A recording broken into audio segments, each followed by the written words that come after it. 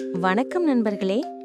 இன்று நாம ஒரு சுவையான பரமார்த்த குருவும் சீடர்களும் கதைய கேட்க போறோம்.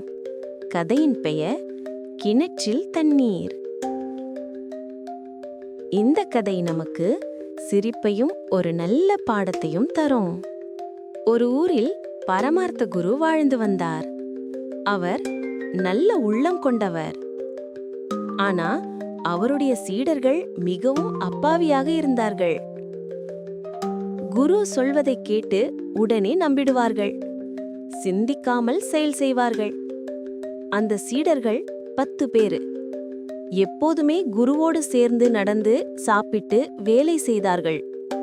ஒரு வெயிலான மதிய நேரத்தில் குருவும் சீடர்களும் நீண்ட நடையுடன் காட்டுக்குள் சென்றார்கள். அவர்களுக்கு மிகவும் தாகமாக இருந்தது. குரு சொன்னார், வாங்க, கிணற்றிலிருந்து தண்ணீர் எடுத்து குடிப்போம். அனைவரும் கிணற்றருகே சென்றார்கள். சீடர்கள் உள்ளே பார்த்தார்கள். அப்போது வானத்தில் இருக்கும் சந்திரன் தண்ணீரில் பிரதிபலித்தது.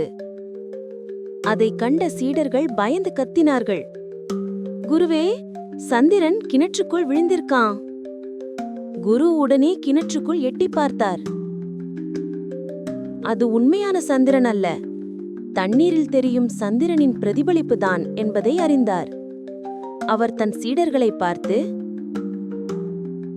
சந்திரன் வானத்தில் இருக்கிறான், அவனை யாராலும் கிணற்றிலிருந்து எடுக்க முடியாது என்று கூறினார். சீடர்கள் வெட்கப்பட்டார்கள்.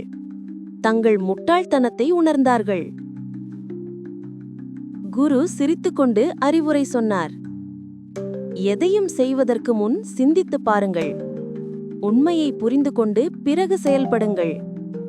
இல்லையெனில் இந்த மாதிரி தவறுகள் நடந்தே தீரும். இதுதான் கிணற்றில் தண்ணீர் கதை. சின்ன சின்ன விஷயத்திலும் பெரிய பாடம் இருக்கிறது என்பதை நாம மறக்கக்கூடாது. நன்றி நண்பர்களே. மீண்டும் ஒரு சுவாரஸ்யமான கதையோடு சந்திப்போம்.